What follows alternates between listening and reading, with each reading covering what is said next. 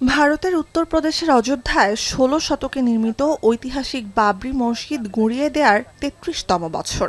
এদিনেই ৯০০ কিলোমিটার দূরে আরেক রাজ্যে পশ্চিমবঙ্গের মুর্শিদাবাদে ভিত্তিপ্রস্তর স্থাপন হল একবিংশ শতাব্দীর বাবরি মসজিদের।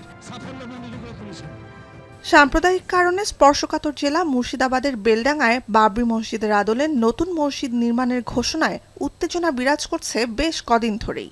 আপনাকেই বলছি, ইন্স্যুরেন্স করলে সিটিতে সুরক্ষা পাবেন নিশ্চিত।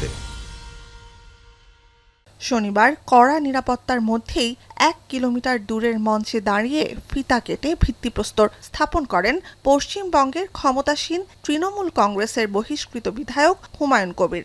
শুধুমাত্র ৩ কাঠা জায়গার উপরে, আমার ৫টির জায়গার উপরে এত বিরোধিতা সত্ত্বেও আমরা আজকে ভিত্তি স্থাপন করছি।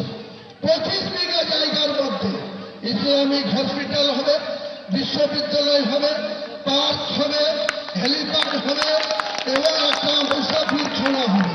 বাবরি মসজিদ নিয়ে বিতর্ককে কেন্দ্র করে এবং নতুন মসজিদের ভিত্তিপ্রস্তর স্থাপন সামনে রেখে সকাল থেকেই ছিল তুমুল প্রস্তুতি। কঠোর নিরাপত্তার অংশ হিসেবে জেলার বিভিন্ন এলাকায় মোতায়েন করা হয় ৪,০০০-এর বেশি পুলিশ সদস্য। হুমায়ুন কবিরকে ভারতের কেন্দ্রীয় ক্ষমতাসীন বিজেপির চর আখ্যা দেয় তার দল তৃণমূল কংগ্রেস।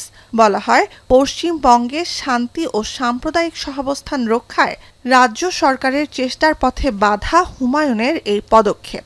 এখন দেখা যাচ্ছে বাংলাতেও সুড়সুড়ি দেওয়া হচ্ছে, কেউ মসজিদের নামে, কেউ মন্দিরের নামে সুড়সুড়ি দিচ্ছে।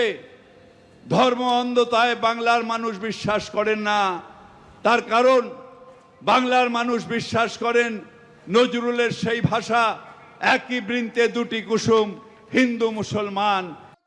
সাম্প্রদায়িক রাজনীতির অভিযোগে দুদিন আগেই দল থেকে বহিষ্কৃত হন মুর্শিদাবাদ ভারতপুর আসনের বিধায়ক হুমায়ুন কবির। অযোধ্যায় ১৯৯২ সালের ৬ ডিসেম্বর হিন্দু উগ্রবাদীদের নেতৃত্বে গুঁড়িয়ে দেওয়া হয়েছিল বাবরি মসজিদ। এর জেরে সারা ভারতে দাঙ্গা ছড়িয়ে পড়লে প্রাণ যায় বেশিরভাগ মুসলিম সহ প্রায় ২,০০০ মানুষের। নুজহাত কামাল, এখন বিশ্ব।